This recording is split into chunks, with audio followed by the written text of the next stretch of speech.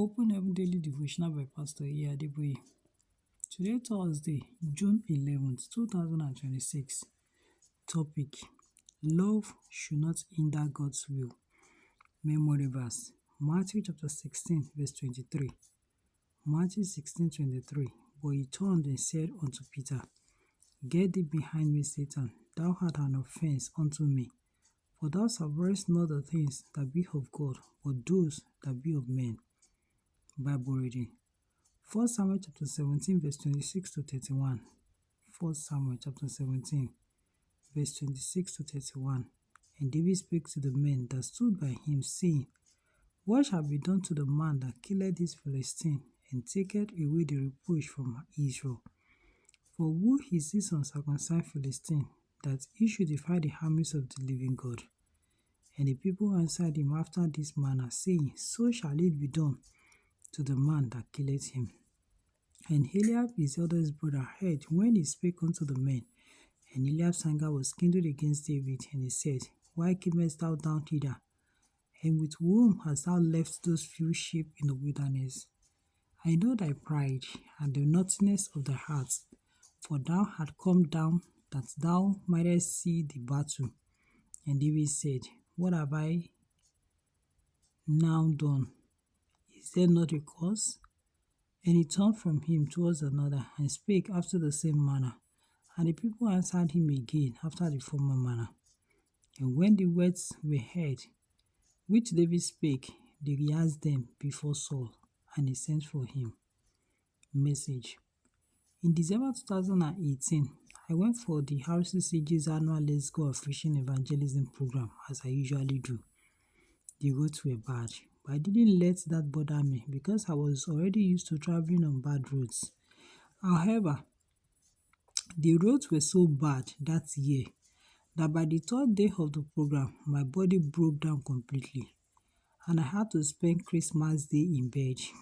When it was time to return to Redemption City, I was so weak physically that I couldn't go by road. Therefore, arrangements were made for a helicopter to transport me. When the helicopter arrived, a crowd of people gathered around it, making it difficult for me to get on board. My protocol team managed to get me on board the helicopter. However, the crowd made it impossible for it to take off. They clung to the helicopter, and the situation became so charged that one of its windows broke. To God's glory, I survived that encounter and returned home safely.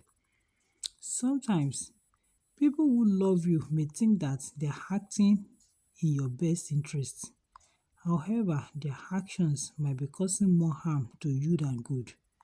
The people who gathered around the helicopter, as I narrated above, didn't do so because they wanted to hurt me. They gathered because they love me, but they didn't know that their actions might have seriously harmed me. In today's Bible reading, Eliab was trying to protect David as every big brother would do.